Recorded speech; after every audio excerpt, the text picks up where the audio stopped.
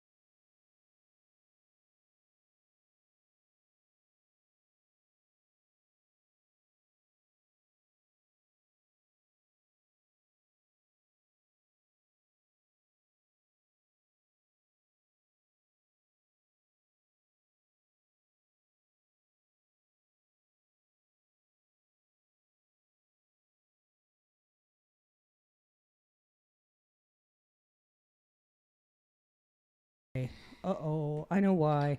How is that, chat?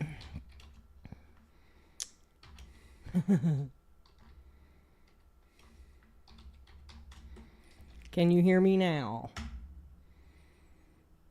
That was my fault.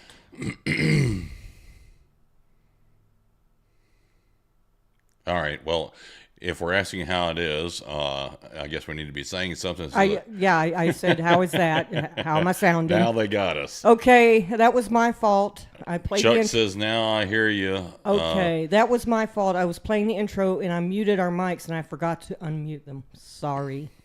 My fault. My fault. Okay, so I didn't go on too much, so I will start over. Right. I'm so sorry. I'll get this right one of these years. So, in no particular order, I'm just going to go over a few things. Like I was saying that one way that you can save money is the average American spends a whole lot of money on cleaning products.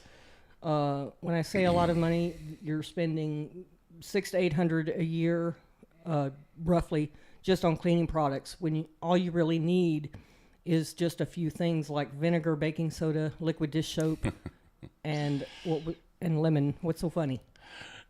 Chuck says it's Mother's Day. You get a break. Thank you, Chuck. Thank you. Got you loud and clear. Jason said so also, so we're good to go. Okay, good.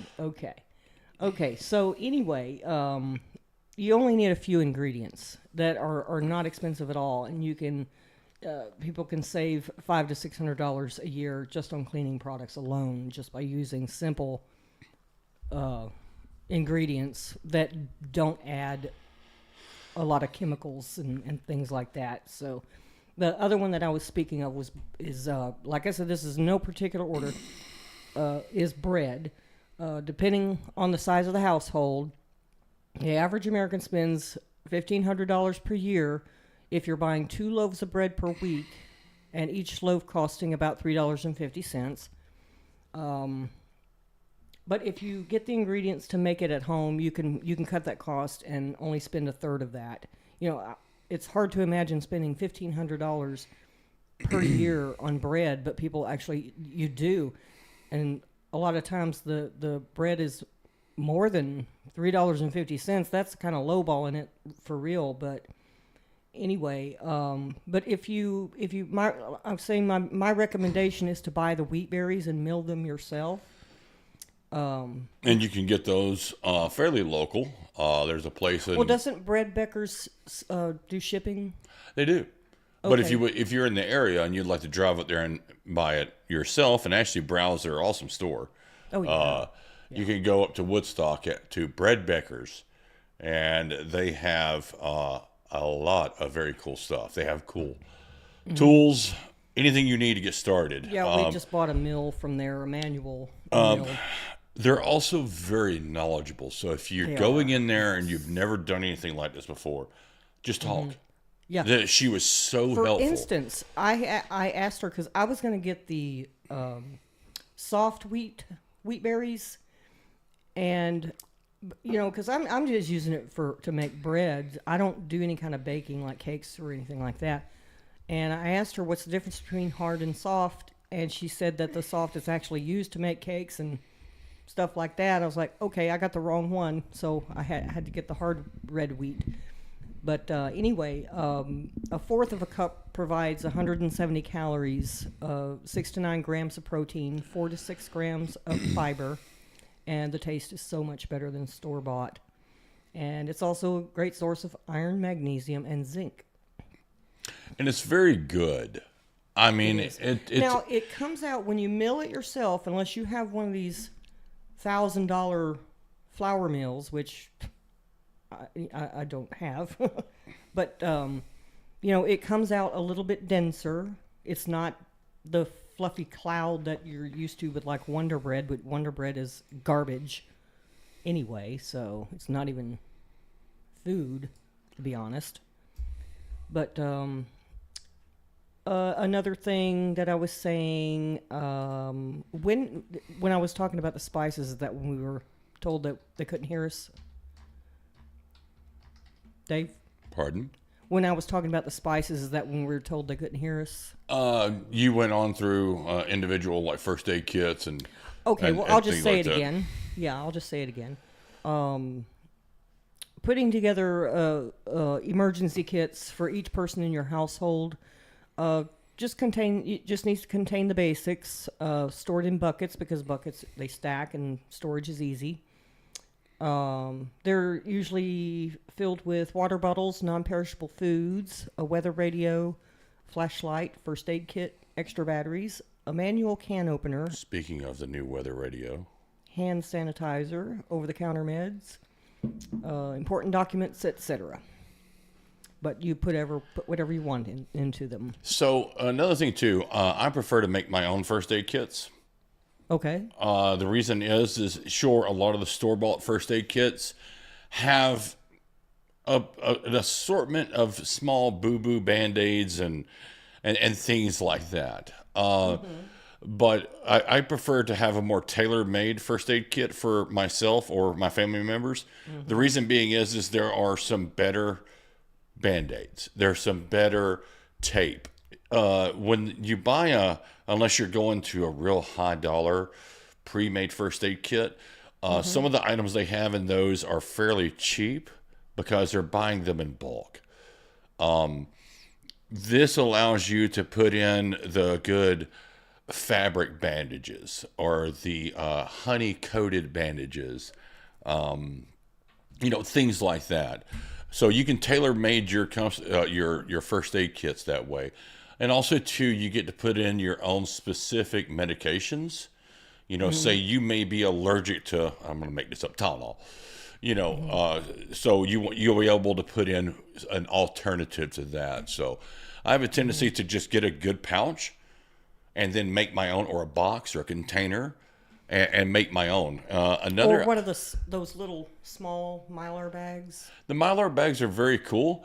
Another idea I've seen, and which has been done in the past, get yourself a wide mouth Nalgene bottle, and you can custom make a kit in the Nalgene bottle. Now, that means you'll have to empty the bottle to use it, but you have another vessel for water.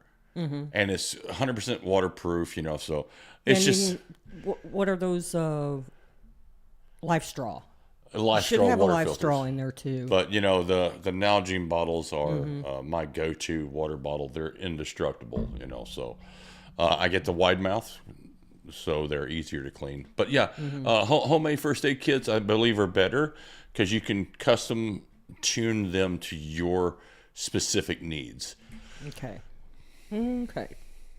Let's see. And make sure that if you're putting medications in there, don't have that as your vehicle kit, because medications and heat from your vehicle is not good.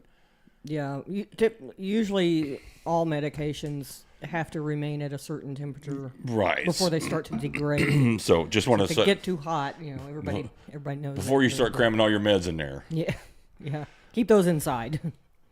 So another thing that I was talking about is spice blends that you can make yourself.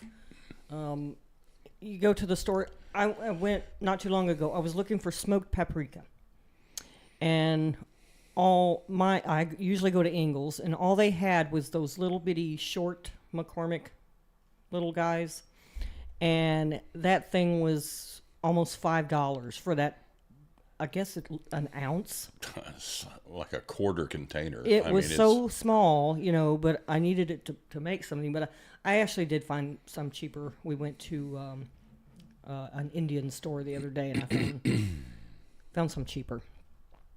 But one of my favorite spice blends that I've purchased it several times, and I've noticed that the price has just gone up and up and up and up. So right here is the Boar's Night Out double garlic butter. This little thing, I'm gonna pull it up and show it to you because it's so absurd, and I think that I lost where I was gonna have it.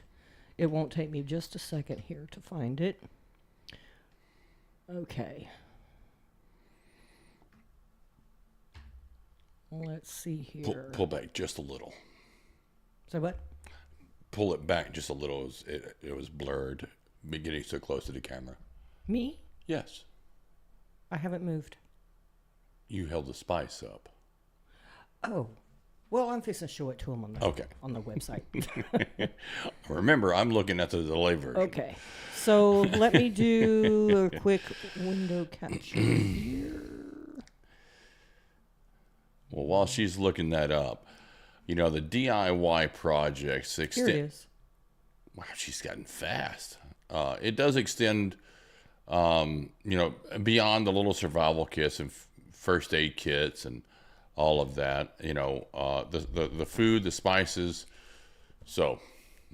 Okay, so what you're looking at is usually I get it on Amazon. This is a pack of 2 of these, and the price is $33 basically, and each one is 12.2 ounces.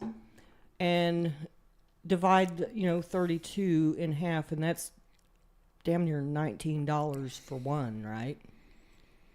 If I'm doing my math correctly.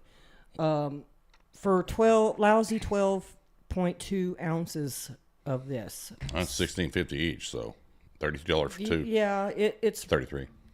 Yeah, I when it started getting that expensive, I just pretty much had to, say no. Well, another thing about making your own is you do get to control the ingredients. Well, that's true. And, oh no, where did I put it?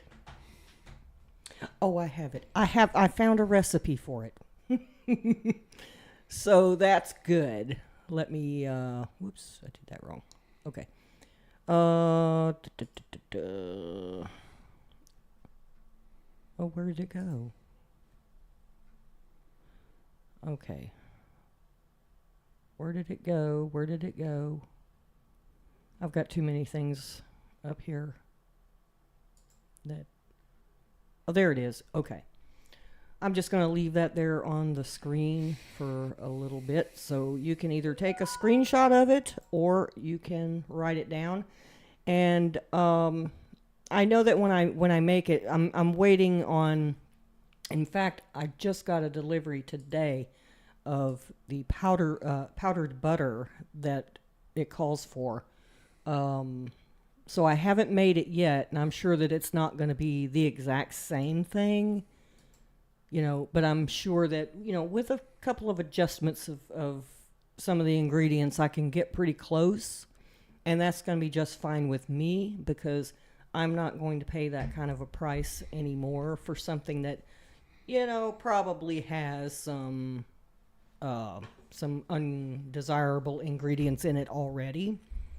So, yeah, that's what I'm going to do. Let's see, and just a couple more things I want to show you that I came up with and that I found here. Let's see, let me get rid of that. Where'd it go? Okay, there it is. Okay, this is something that I found that you can make your own lamp oil, oil lamp rather. And there is the ingredients: 1 mason jar, a half a cup of olive oil, a cotton wick or a string, a dash of vanilla a dash of vanilla extract or cinnamon stick for fragrance. You don't have to do that. I would just use it for light. And all you do is pour the oil into the jar, place the wick inside, leaving. I gotta hide some stuff because I can't see. I'm gonna get this right one of these days. Leaving 1 inch. Leaving a 1 inch exposed. Mm-hmm. Add the vanilla or cinnamon if you want. That's optional. And so what can we do to put in there to make it to where it's for anti-mosquitoes? Anti-mosquito? Yeah. Like making your own citronella? Well, hey, wait a minute. Drop citronella in there. Well, natural citronella. You could actually infuse the oil with citrus peels. Mm-hmm. Let them sit there for maybe a week and let it infuse. You could do it that way. Let's see. Where am I? Before I already lost my place. Okay. Another one here is vanilla extract. A lot of people already know how to make that. It's pretty easy. All you need is vanilla beans and vodka. That's how the kids in the 40s used to, they snuck into their mom's spice cabinet, got the vanilla extract, and they'd get drunk. And when you're doing that, you want to make sure you're splitting your vanilla beans lengthwise and Yes, dropping you have them to split them, yes. into the jar. Yeah. Let's see. Here's a weird one that I found. And I didn't know. Have you ever heard of potato yeast? No. All you need is potato, water, flour, and sugar. You boil your potato as you would to make mashed potatoes, but you don't throw away the water. You need that water. You need a cup and a half of that water. Stir in a tablespoon of sugar and a cup of flour, and then I'm assuming mix it all. It doesn't say. Cover and leave it overnight in a warm place, and it should be bubbly and smell like yeast the next morning. I'm going to try that. I'm definitely going to try that. So, yeah, that's interesting to me. That sounds good. Yeah, because, the price of yeast is going up, so. Okay, where am I at? All right. Now, I have saved the best for last. So, it's time for me to give our special guest a call. Give me one moment while I get her on the phone. And when she gets on the phone, if y'all could chime in on the chat and let me know how she's coming through. We're doing this through cell phone. We're having to do it through cell phone, but we're gonna grow. It's taking time, but we're gonna grow. So let me see here. Where are you, girl? Where are you? There you are.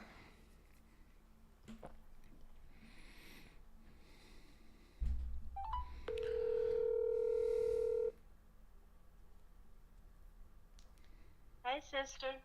Hello, sissy. How are you? Huh? Can you hear me? Yes, I got you. Can you hear me, hon? I can hear you. Okay. Type in the for the audience, if you wouldn't mind, type in the chat how well she is sounding, and we will go ahead and get started. First of all, ladies and gentlemen, I'd like to introduce to you my sister Tammy and her husband, my favorite brother-in-law, Lex, from the great state of Washington.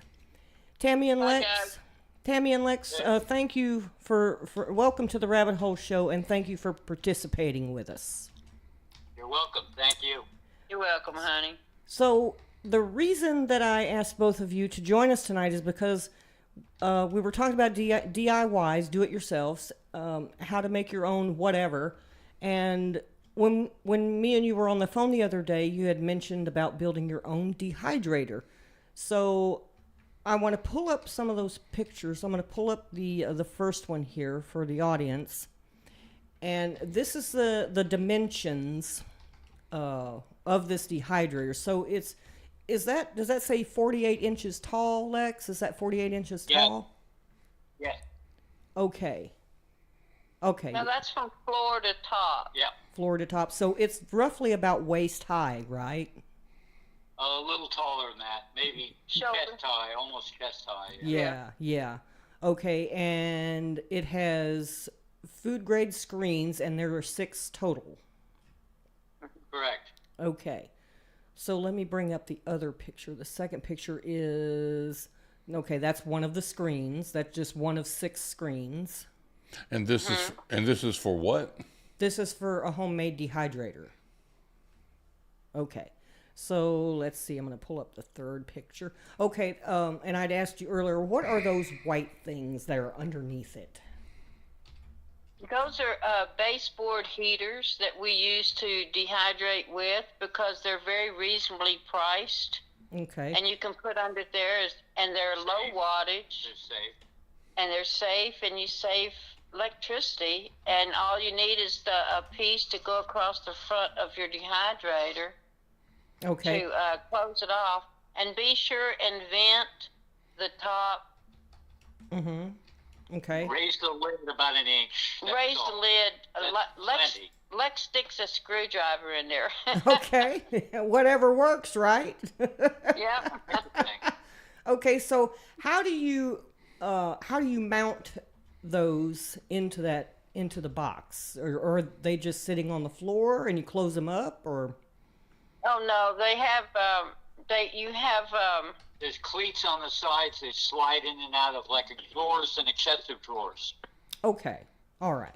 yeah, you put cleats. We usually use what, two by twos for cleats, and put as many screens in as you want, or 6 screens. Yeah, 2 by 2s. 6 is the yeah. most you can get in this. That's the most that you can get in this pursuit. Yeah, gotcha. Okay, all right.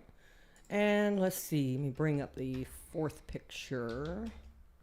Okay, so this is the inside, and I see where you can slide those screens in. Is that correct? Yeah, there you go, sister. There you go. Okay, and what I'm looking at the bottom of that picture, it looks like the door that you would raise it up to close it. Mm-hmm. Okay, and I'm assuming You that's have to have. I'm Go assuming ahead, sister. I'm assuming that's got hinges on it to open and close. Yes. Okay, well it seems pretty straightforward and pretty simple.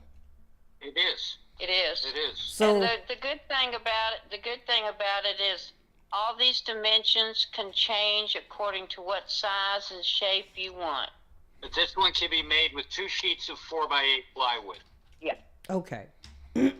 Now, me personally, I am not as smart as y'all, so yeah, I will say that. And so I'm hoping that that my audience is understanding and able to. I know I got smart people in the audience. They can figure this stuff out too. I mean, We can send more details next week also. Sure. okay. Any questions you get during Yeah, the get- week? Yeah. Yeah, send us questions and we'll answer them. Okay, that's great. Yeah, I've got for my audience, my email is right there at the bottom of your screen. If you have any questions about this, send it to me, and I will relay the question right to them. So, You can dehydrate 20 pounds of apples in 24 hours. 20 pounds of apples in 24 hours. Yeah, we use an apple core peeler, Mm-hmm. and then you lay out the pieces on the screens. It's very efficient. Be Okay. sure to rotate your screens. Be sure to rotate your Every screen. few hours, take the bottom one, put it to the top, and go down that way. Okay. Me, I sprinkle cinnamon on my apples Oh yeah. before they get put Oh, they yeah. get put in the dehydrator. Well, yeah, I used to do that too with mine. We've got the Excalibur. Uh-huh. And I used to make dehydrated apples for Dave's dad, and he really liked the ones with the cinnamon on, which I got that yeah, and I got that idea from, I don't know, some lady I know. We'll do that, banana chips. So what all have y'all now this is not the first one that you have built. No. No. We How- built some for some friends. The whole neighborhood's got one. Yeah, there's 3 or 4 in the neighborhood. Oh, okay. Yeah. So everybody's using the Owens freeze dry or dehydrator. Yes. That's right. Well, everybody's got fruit trees and apple trees and Yeah. pear Right. trees. And Yeah. Dehydrate tomatoes in them also. Oh we yeah. dehydrate. Yeah. Tomato, So canned- do you do beef jerky? No, we haven't. No, because we don't have Probably could. the temperature's not high enough. Maybe not. I'm not sure about it. You have to get you a stronger heater for that because the temperature wouldn't be high enough to do that. Oh, I'm not okay. really sure myself. Okay. All right. We'll have to look that one up, sister. So mainly just fruits and vegetables. Yeah. Uh-huh. So I'm sure that you have done like a lot of vegetables that say you're making a soup and you can just grab some of those dry vegetables and throw them right into that soup. I do. Yep. So I mean, how convenient. And it how many pounds total will that thing hold? 20 pounds of apples. Just 20 pounds is the total weight. That's a lot of apples. That is. We usually grow on a good year 300 to 500 pounds. Goodness gracious. Yeah, so we're drying apples in the fall pretty consistently. Mm-hmm. You know, speaking of After another. speaking of apples, I think I still have a bottle of that apple wine that you sent me. Oh, do you really? And it's got wow. I will not open it. It's got a date of 2013. Oh, wow. It's nice and aged, And girl. yeah, and that's the only one that I have, so I refuse to open it.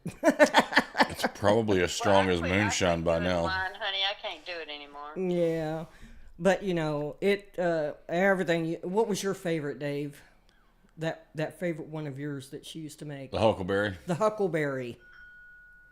Yeah. Oh man, my favorite was the raspberry, semi-sweet. Mm-hmm. Ooh, that's the favorite. Oh yeah. Oh yeah. See, this is why we call it the rabbit hole, because we're rabbit holing right now. Yeah, we are. Lisa, So- why don't you tell everyone a little bit about them and where they live? Honey, would you tell everybody in your audience if they have any questions to ask you, and we'll get back to them. I sure will. All right, honey, I love you. I love you too. Hugs and kisses to the big handsome men in your life there. All right. Happy Mother's Day to all the mothers out there. Happy Mother's Day. Happy Mother's Day. All right, I love you, and I'll talk to you later. Yeah, bye-bye. All right, bye-bye. Okay. Love my sister. Love my sister. So, yeah, if any of you have any questions about that, just send me an email. Well, say something about. So, Tammy and Lex, where do they live? Well, I said they live in Washington. And they've been doing. They're right up there. It's a little bitty town. It's like 11 miles from the border of Canada. But they've been the epitome of homesteading Well, for yeah. so long. Yeah, as a matter of fact, they still have an outhouse. They live on a mountain, and they rely on rainwater and melted snow for their water. And they've had a garden for 40 years, and yeah. You know. They are my, and they're not even like, they don't even call themselves preppers. They are, this is just how they choose to live. It's a way of life. And I'm extremely envious, which I know I shouldn't be. I am happy with what I have, but I do love their place. It's very, They've been very very resourceful beautiful. with what they have. They are very resourceful. So resourceful and talented at building dehydrators that the whole, there's other people that live up there, their neighbors. Well, I mean, all they have had a one. tank they would heat water in to have a hot water shower. Yeah. So that gives you a little bit of an idea. Yeah, yeah, but it's a beautiful place up there where they live. So, well, that was fun.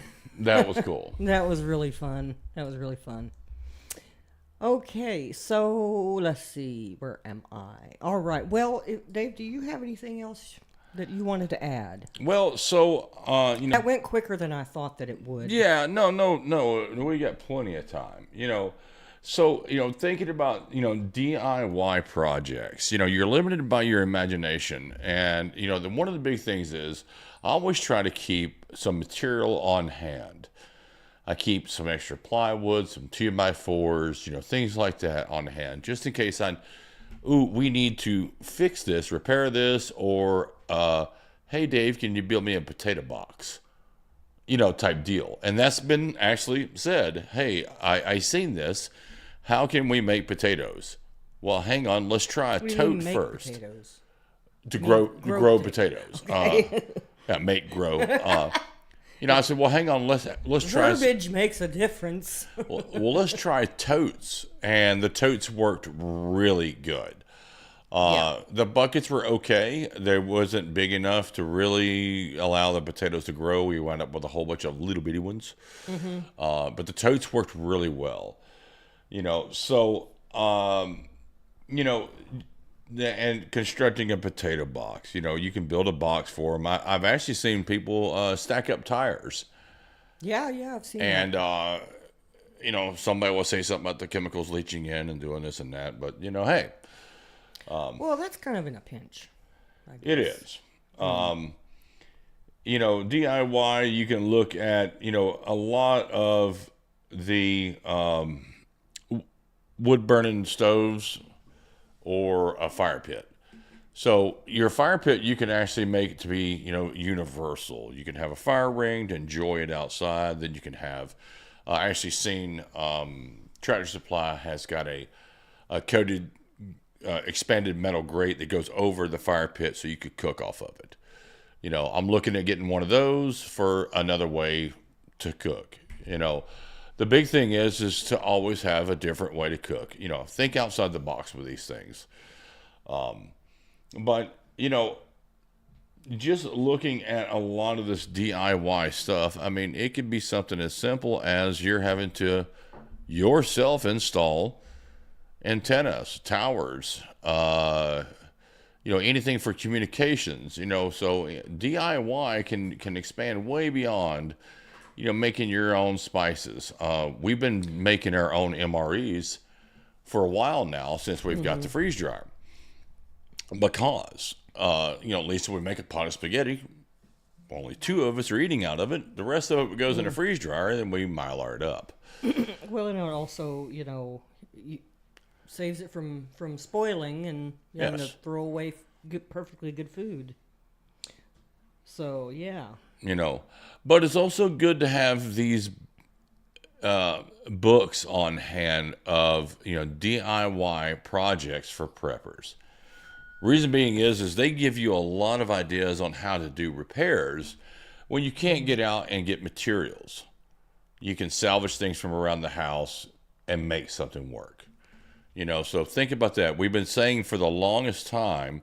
like when we first knew. Ronnie just said milk crates for potatoes are perfect. Like when we first moved here, they left a whole bunch of wood. Oh yeah. And we used a little bit. Some of it wasn't usable, but we used some of it for shelving. We've been saying for a while about buying these books, these hardbacks, because if anything does go down, and it actually doesn't take much to lose internet or the capability of being able to Google something. Having these hardbacks is key. So I think you ought to invest in some of these books. Whether it be the SAS Survival Guide, DIY projects, How to Garden, Apothecary book, all of those, home remedies, all of these things are something that, it also can be something you can,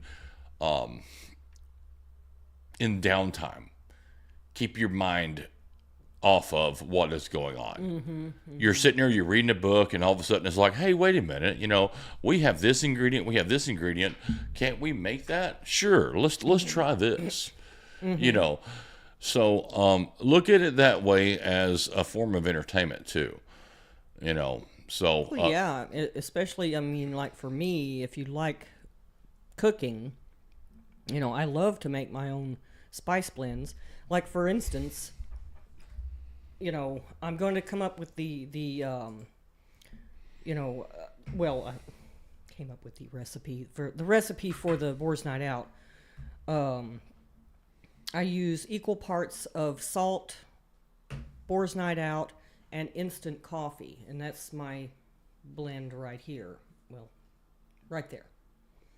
And I cannot, and I won't even try to explain the flavor because it's just one of those things that you get the buttery flavor, you get the garlic flavor plus the coffee flavor, and to me, I haven't found anything that I like much better than that.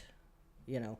And with meat now, I'm going to be making the double garlic butter myself, you know, at a way cheaper cost, rather than buying these things for $19 a pop. You know, I can make my own favorite spice blend for much cheaper.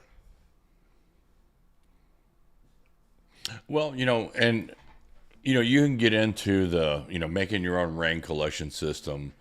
Your water filters, you can make your own. Fire starters. Learn how to make char cloth.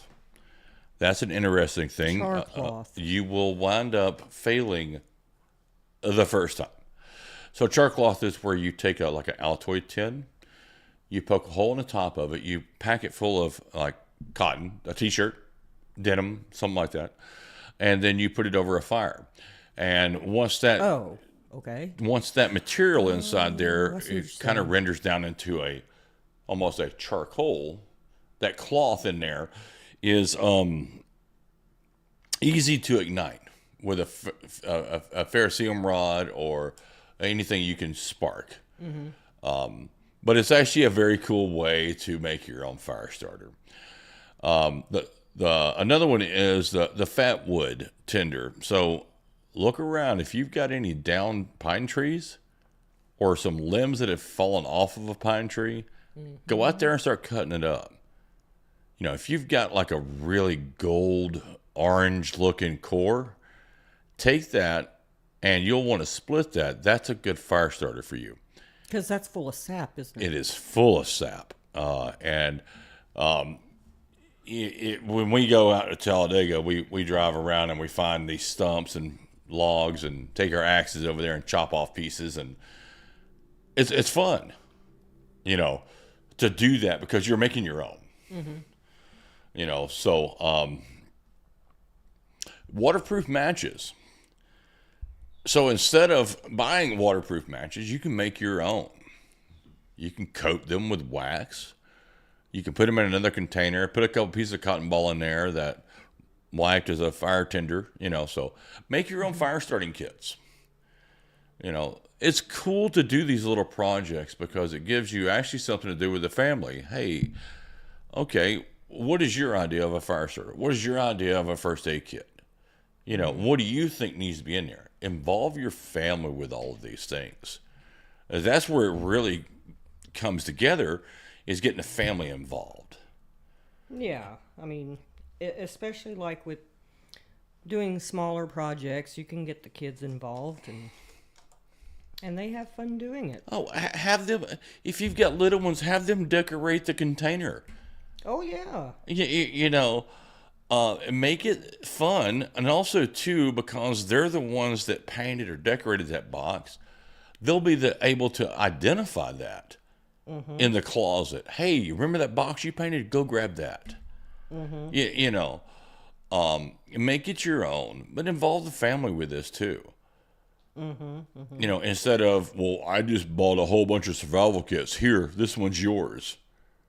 Type deal. It makes it more personable, when you make your own.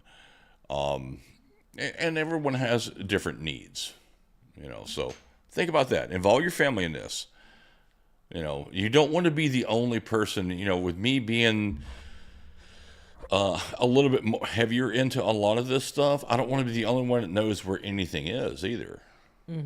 Yeah, everybody needs to know where everything is. Yeah, so get your family involved. Make it fun. There's a lot of things you can do to involve, everyone. This is very true. Very, very true. I'm getting Mother's Day messages left and right. Sorry. And happy Mother's Day to everyone. Yes, indeed. Pass that along. Happy Mother's Day to all you wonderful mothers out there. What you looking up? So I was, of course, additional projects popped up, and I've been looking at this for a while now. But homemade bread is one of the top ones. So I wanted to bring up, you are X amount of days into this, and I don't have any more yeast. So what am I going to do? What type of bread am I going to make? If I mean, you'll have to try it, but which I am going to try that, the potato yeast. Right. You know. But I mean, I'll that's put that up also right where there. you start making, what is it, the flatbread? Yeah, you can make the flatbread. That's The- just what- flour and water. What did we say? Non-leavened. Non-leavened. You know, so look at that. In all honesty, that's where it's really going to be. You're more or less going to be making. If you ever had like the naan bread, it's really going to be similar to that. You know, it's easier to make because you don't need an oven. You can do that in a frying pan, a griddle top. It's basically a tortilla. Basically, yes. You know, I want to get into a project where I'm making an oven out of a cut in half 55-gallon drum, where I'm taking that and putting it on top of the grate that's over the fire and seeing how well that would work. Because it's going to trap the heat in that drum and make it like an oven. Now, the only thing about that is being able to maintain the heat by shoveling the coal underneath it. Yeah. You know, yeah. so it's an experiment. It's something that I probably will fail the first 10 or 15 I don't times. know. When you were out of town, you went to that restaurant and you said that barbecue restaurant and you showed me pictures of their oven Uh-huh. and they were shoveling the coal underneath. Yes. And that's not where they did the cooking, right? That's where they just kept the food warm or something, or No, they did the cooking in another one similar to that a couple feet away. But that is how they kept them warm by Okay. shoveling coal in there. You know, almost like a train engine. well, I mean, looking at that picture, I mean, it seemed like it wouldn't be too difficult. I mean, it'd be heavy work, but You're just feeding coal. We actually did that when we were camping. We had a grate off to the side. We built a fire, and we would transfer the coals and put them under the grate. The only thing we didn't do was to make a like a rock wall around where we were putting the coals in to contain that heat better. You know, so it was a learning experience. We were cooking pork chops with it, you know. So, but again, it's something that we wanted to try it out. Whether we succeeded or failed, it didn't matter. well, I mean, But we knew what we you needed can't to do next succeed time. unless you try. Exactly. We knew what we needed to do next time. You know, so something to look into. But again, you know, it's fun to do these things with your family. So, but that's kind of all I had, really. The DIY is, you know, you're pretty much your handyman around the house, and just fixing things up and doing things. You know, whether you're making Well, it's just maintenance. it is, and doing, you know, the gardening, the raised beds, and making something for pole climbers. There's a lot of DIY stuff that can be involved in this. So, I'm more into making a lot of, you know, first aid kits, survival kits, fire starter kits. You know, I've got so much of that stuff floating around that I've actually started to consolidate a lot of that. Because I've been doing this for so long that the scheduled maintenance is not there, and some of this stuff is starting to disintegrate and fall apart. Which, I mean, that's what happens when you've been doing this for over a decade. You know, I've got a couple of sets of binoculars. Well, yeah, you make something, and you put it away, and you forget about it, Yeah, and then 10 years later, you know, I've got a dozen little fishing kits and Altoid tins that the fishing line is disintegrated. You know, it's just brittle.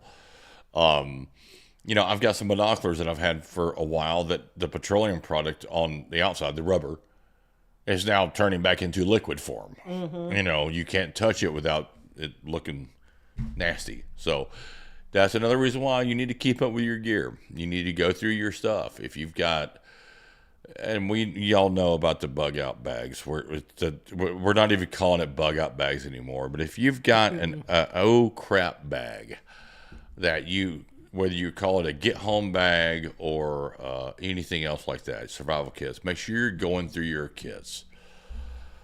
Because you just don't realize how much of this stuff will start to fail over time. Well, I mean, and we've said before, you do need to check on pretty much everything that you have every, couple of months or whatever. But like I said, some things just get pushed to the way back that you don't see them for 10 years, and then you all of a sudden come across it.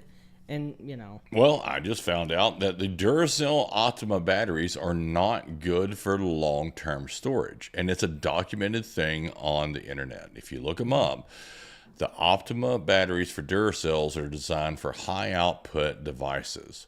Whether you say like a camera outside or something like that. But these batteries, if you're storing them for long term, they're starting to fail way beyond their expiration dates. And Duracell knows this. There's multiple complaints online about it.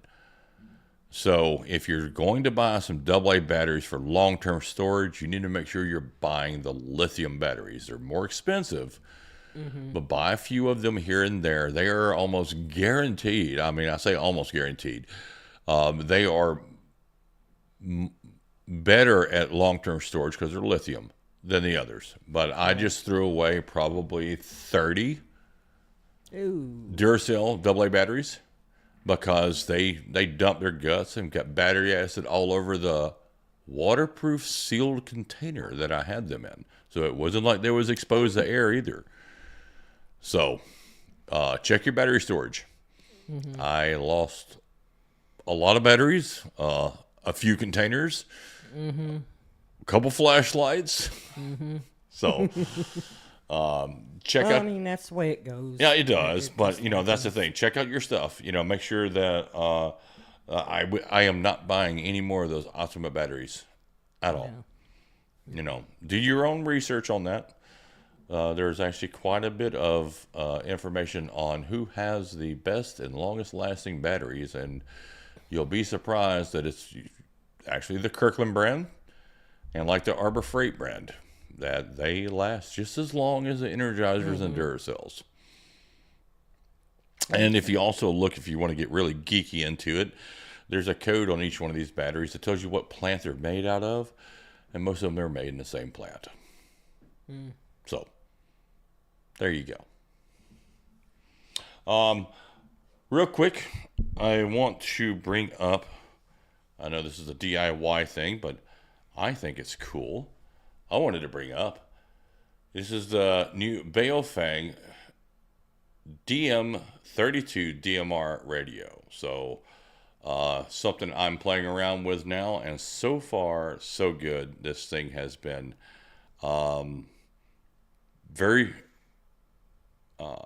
sounds very good, transmit and receives very well. It's not that bad on programming. It just doesn't take chirp, which is okay. But something to look into, and they're not that expensive.